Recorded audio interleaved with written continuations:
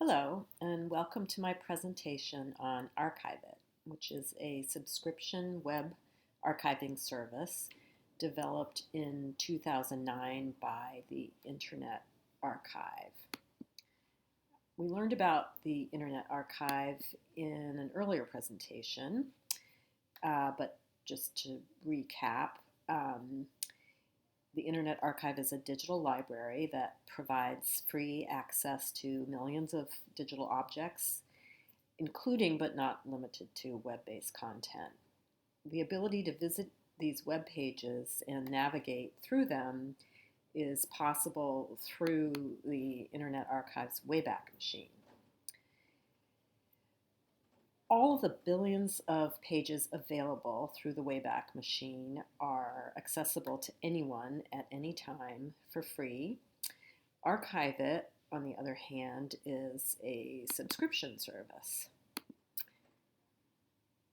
It enables its subscribers, known as collecting organizations, to collect, store, and manage, as well as make accessible a select range of web-based materials. Collecting organizations, which are also referred to as partners, include museums and libraries, state and local governments, universities, and any other type of cultural heritage organization.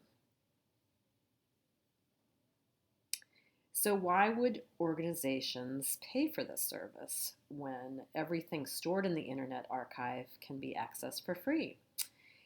It's an opportunity for an organization to build and curate collections tailored to its own particular needs and audiences. And with an archive account, a partner has the ability to capture, store, describe, and provide access to web-based content defined by its own criteria of what and when. It's a way of creating a digital library of web-based content using the technologies and services provided by the Internet Archive. So this page shows all collections that are publicly available on the Archiveit Access page. So let's look at how this service works and what the benefits are. I'll show you the collections of the Cape Ann Museum, which I can find by searching organizations on the homepage. This museum collects content on the arts of Cape Ann, as well as archiving its own exhibitions and website. This seems to me like a pretty good example of how this service can be valuable. It's a cultural heritage organization that wants to preserve its community memory around a particular theme, which is represented in born digital content that might otherwise disappear.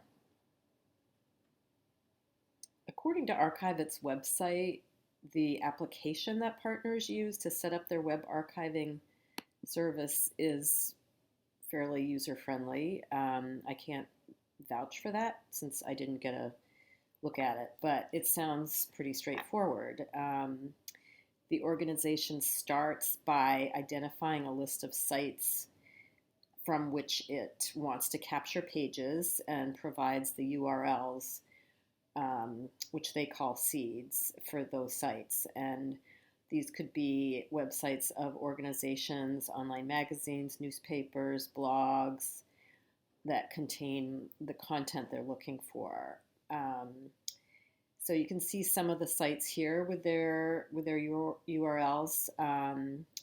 Some of them are refined into more specific topics, and they have 169 in total, 169 sites.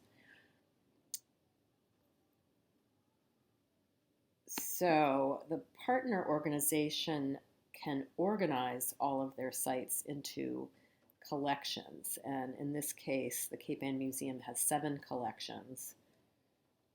And the collection, I'll look at the collection that's called Cape Ann Cultural Centers. which has information from 12 different sites. So the partner organization also decides how often it wants a particular web page to be captured, choosing from 10 possible frequencies ranging from daily, every day, to yearly. And it's also possible to do a one-time crawl, which would be handy if, for example, you wanted to preserve a website before it's redesigned or taken down altogether. So once the pages and frequencies are set, Archive.it takes over, or rather their crawler does, which is known as Heritrix. And that's something else that was developed by the Internet Archive. So the crawler locates the sites requested by the collector and captures all of the files that make up that page. And these files are stored in a web archive file that's also otherwise known as a WARC. And then we'll just look at this one, Rockport Music, which shows you a record of all of the captures that have taken place for this particular website over the last year. So there have been 23. And you can click on a capture, and that takes you directly to the web page. And then using the Wayback Machine, the work from that capture is replayed, and it shows you the web page as it was when it was captured, and that enables you to navigate the site as you would when it was live. And once the work is in the Wayback Machine, it takes up to 24 hours from the time of its capture for it to be freely accessible and appear in the collection. So, and then this banner at the top lets you know that you're on an archive page. It tells you when the capture took place. Here it was 10:40 on October 19th. And it tells you the partner organization. And we'll just go back there. In that case, it also told you that the page wasn't saved because it's a, I'll go back to it if I can. It's a duplicate of a previously captured version, and that helps to cut down on the amount of content collected. They won't save things that are duplicates. Partner organization can therefore easily identify exactly which of all the billions of archive web pages are relevant to its own needs, direct the crawler to capture pages that are stored as files, and then organize those files into individual collections.